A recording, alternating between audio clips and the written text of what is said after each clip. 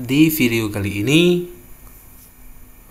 saya lagi membaca naskah akademik untuk pembelajaran coding dan kecerdasan artifisial. Bagaimana penerapan pembelajaran coding dan kecerdasan artifisial ini dalam pembelajaran? Berdasarkan yang saya baca di sini, udah saya baca sekilas itu ada 4 kalau tidak salah cara kita penerapannya dengan mempertimbangkan berbagai aspek seperti yang di sini ya, aspek teknis. Ini secara umum dapat diterapkan melalui intrakurikuler, kokurikuler ataupun ekstrakurikuler.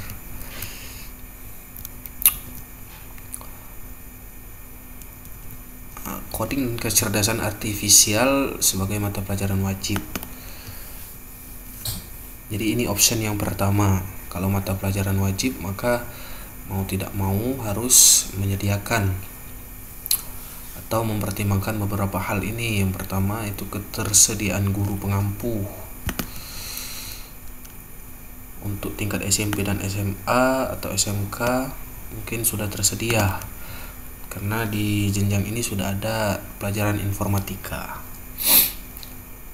Tapi untuk di SD belum ada, maka otomatis akan menambah jam pelajaran.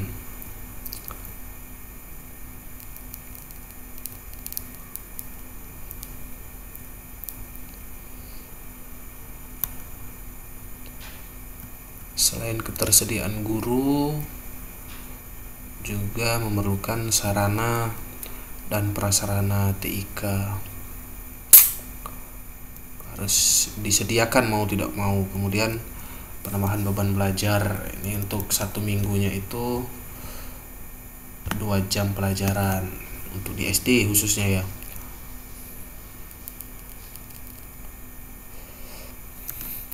Dengan menambahkan coding dan kecerdasan artifisial sebagai mata pelajaran wajib, maka secara otomatis beban belajar mingguan peserta didik di sekolah akan bertambah. Berikut juga tentunya sumber belajar, entah itu buku ya,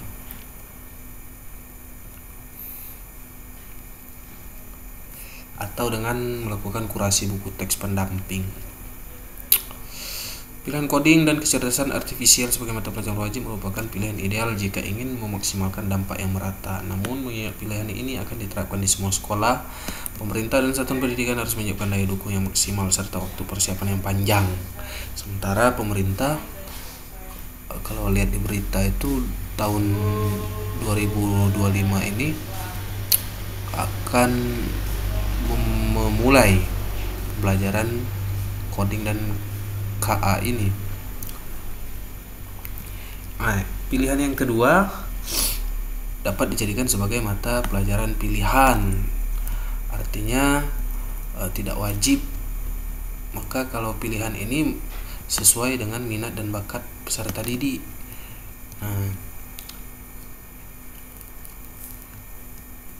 Tidak semua peserta didik. Tapi kalau kayak gini bingung juga gimana. Dengan berbagai pertimbangan, yang pertama ketersediaan guru pengampu. Kemudian hampir sama sih, tidak semua sekolah diharuskan menyediakan guru. Guru pengampu ditugaskan dari guru yang sudah ada. Dari sudut pandang pengembangan kompetensi. Ketersediaan sarana dan prasarana. Dengan menjadikan coding dan kecerdasan artifisial sebagai mata pelajaran pilihan, sekolah yang belum mampu menyediakan sarana dan prasarana TIK memiliki pilihan untuk tidak melaksanakan mata pelajaran ini. Jadi ini bergantung dengan sekolah juga. Penambahan beban belajar. Sebagai opsi coding dan kecerdasan artifisial sebagai mata pelajaran wajib, mata pelajaran tersebut dapat diajarkan selama 2 jam pelajaran tiap minggu dengan peningkatan secara bertahap di tiap jenjang. Dengan menerapkan coding dan KA sebagai mata pelajaran pilihan, maka peserta didik tidak berminat tidak mengalami penambahan beban belajar. Berarti ini ada jam khusus di luar jam yang sudah ada, khusus bagi peserta didik yang ingin memiliki minat dan kemampuan di coding ini. Buku ya, sumber belajar. Selanjutnya pilihan yang ketiga yaitu dapat diterapkan sebagai co-curricular atau terintegrasi pada mata pelajaran yang sudah ada. Kemungkinan ini opsi yang dapat dipilih ya, dengan mengintegrasikan pada mata pelajaran yang sudah ada. Pada jenjang SD, kemampuan yang perlu dikuasai peserta didik pada pembelajaran coding dan KA dapat terintegrasi dengan mata pelajaran umum seperti matematika, bahasa, IPAS dan sebagainya. Pada mata pelajaran tersebut, pembelajaran bahasa Indonesia dan menyajikan teks eksposisi tentang etika penggunaan kecerdasan artifisial. Artinya ini dalam bentuk materi, belum dalam bentuk praktek. Tapi juga mungkin bisa diterapkan pada topik-topik pembelajaran tertentu, bisa langsung praktek kalau seandainya sarana dan prasarana mendukung. Berarti pertimbangannya sama, ketersediaan guru pengampu. Kalau yang ini berarti kalau terintegrasi pada mata pelajaran yang sudah ada, berarti ketersediaan gurunya sudah ada, tinggal gurunya mampu atau belum untuk melaksanakan pembelajaran ini, diintegrasikan dengan pelajaran yang dia ajarkan, kayak gitu.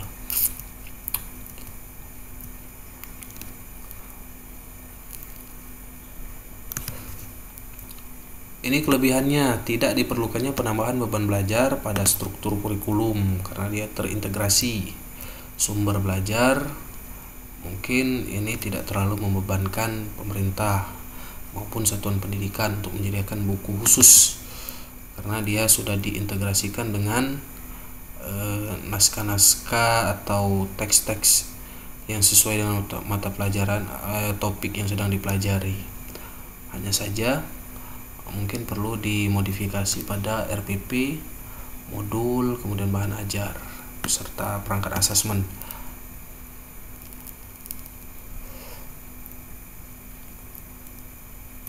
Yang keempat, bisa dijadikan sebagai ekstrakurikuler. Berarti dia di luar jam belajar. Kalau ekskul berarti bisa melakukan kerjasama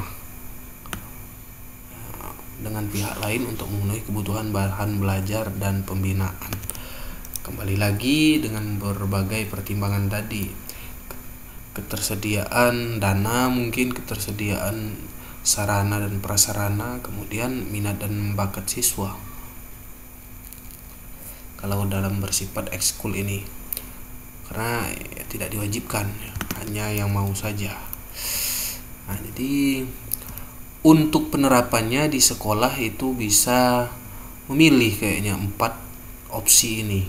Yang pertama itu dijadikan sebagai pelajaran wajib, yang kedua itu dijadikan sebagai mata pelajaran pilihan, yang ketiga itu dapat diintegrasikan dengan mata pelajaran yang sudah ada, mata pelajaran umum, atau yang keempat itu dapat dijadikan sebagai kegiatan ekstrakurikuler untuk inovasi di sekolah.